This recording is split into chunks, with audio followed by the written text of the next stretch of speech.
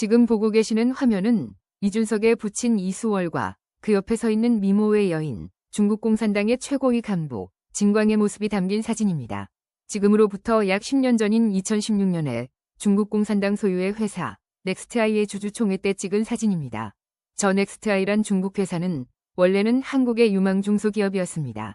그런데 이준석의 부친 이수월이 작업하여 중국 공산당에게 팔아넘긴 회사입니다.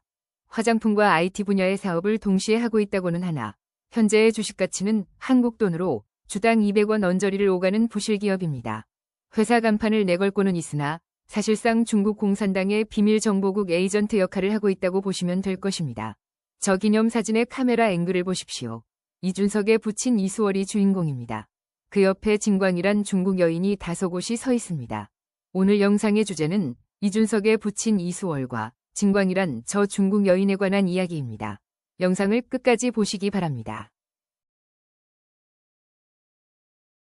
이준석의 뒤에는 그의 부친 이수월이 있습니다. 이수월은 오늘날의 이준석을 만든 인물입니다. 가능한 최대한의 혜택을 이용하여 아들을 서울과학고에 입학시켰고 충분치 않은 학업 성적을 가지고 서울과학고를 조기 졸업시켰습니다.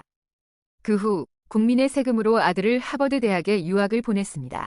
대통령 1호 전액 국비 장학생이란 명목으로 말입니다.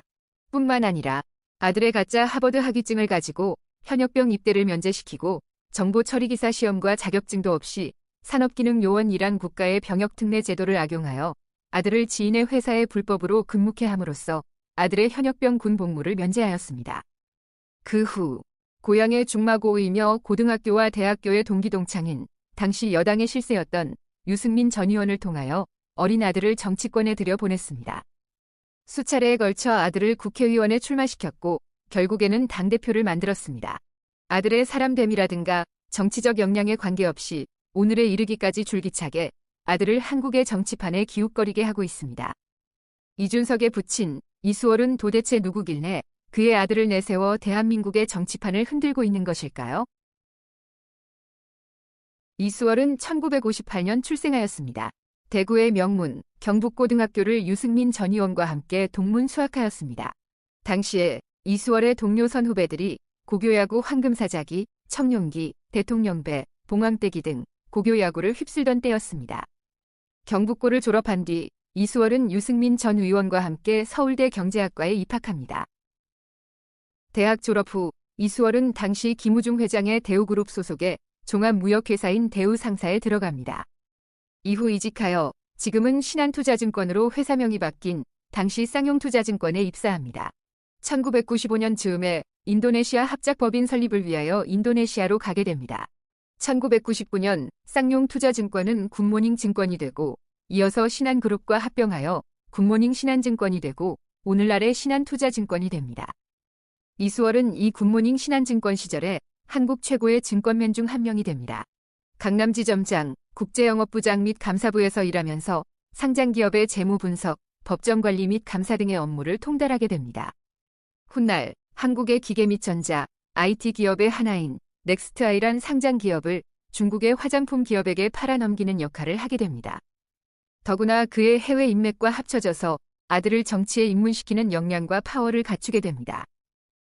지난 2016년 2월 한국의 전자기계 및 IT 기업의 하나인 주식회사 넥스트아이는 임시주주 총회를 통하여 중국의 화장품 기업인 웨이메이도 그룹에게 한화 약 560억 원에 팔립니다. 당시 40대 미모의 중국 여인이 회사의 대표로 한국에 옵니다. 그녀의 이름은 진광이며 중국 최고위 공산당원입니다. 시진핑을 비롯한 중국 공산당 최고위층과 직접 접촉을 합니다. 부친 이수월의 협력으로 한국의 상장기업 하나가 중국 기업에게 팔린 약 2개월 후 2016년 4월에 이준석은 당시 새누리당의 공천으로 국회의원에 출마합니다. 당시 그의 나이 약관 31세입니다. 그의 자랑스러운 허위가짜 학력도 버젓이 표시되어 있습니다. 뿐만 아니라 2년 후 2018년 재보궐선거에 바른미래당 소속으로 또 국회의원에 출마합니다.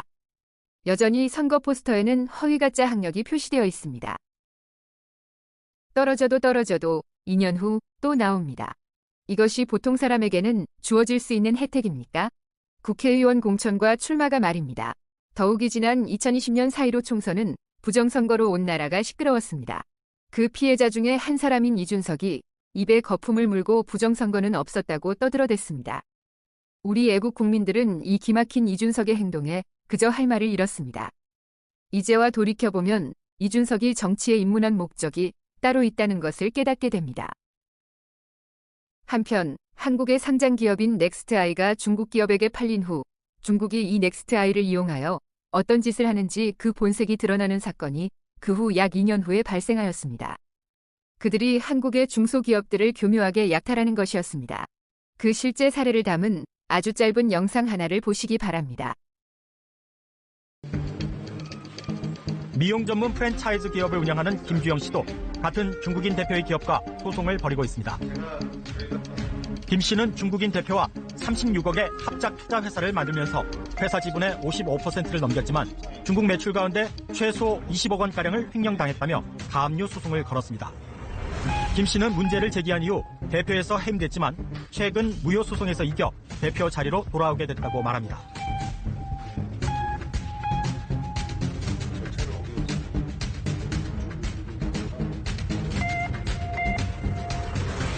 만약에 이들을 만나지 않고 시간을 되돌릴 수만 있다면 사실 그때로 돌아가고 싶습니다.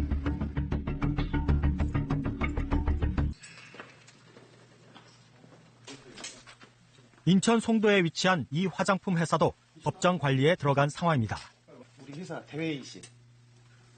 네, 회의실인데 중국에 화장품을 수출하기 위해 필요한 위생 허가를 100개 이상 보유한 회사입니다. 상품 개발팀들, 상품 개발 쪽. 하지만 지금은 대부분의 직원들이 떠나고 회의실과 연구실 등은 창고가 됐습니다.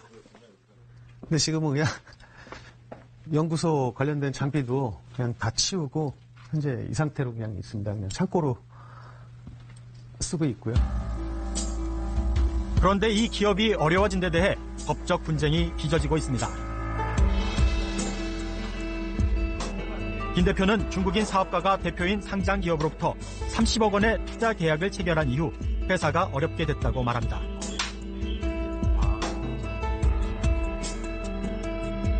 투자회사 측이 사문서를 위조해 인감을 변경한 뒤 투자금의 절반인 15억 원을 인출해갔고 상표권과 위생 허가 등도 넘길 것을 요구해 경영이 어려워졌다는 겁니다. 저한테 문자가 15억이 인출한 문자가 날라오게 됩니다. 그래서 깜짝 놀라서 저희 재무팀장한테 확인을 해봤더니 본인도 상당히 당황해 하더라고요. 그럴 일이 없을 텐데. 근데 확인을 해보니까 인출이 된 게 맞더라고요. 투자를 한 기업을 찾아갔습니다. 보시는 화면은 넥스트아이의 피해를 본 한 한국 중소기업의 대표와 직원들이 그 억울함을 호소할 길이 없어 거리로 나온 장면입니다. 영상에서 보셨다시피 중국 기업이 인수한 넥스트아이가 한국의 작은 중소기업들을 어떻게 약탈하는지 아셨을 것입니다. 넥스트아이는 중국에 팔려나갈 당시 2016년에 잠시 주식이 폭등한 후 그 후부터는 지금에 이르기까지 주가가 끝없이 하락하고 있습니다.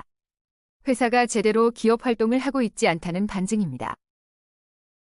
이렇듯 이준석의 부친 이수월은 그의 증권회사 근무 경력을 이용하여 한국에 힘없는 중소기업들의 재무적인 약점을 파고들어 중국 기업에게 부역하고 그 대가로 정치적으로는 진광이라는 중국 기업의 여성 대표를 통하여 중국 공산당의 최고위층들과 접촉을 합니다. 그의 아들 이준석은 이 점을 잘 알고 한국 정치판을 지 맘대로 할 수 있는 양 마구 흔들어댑니다.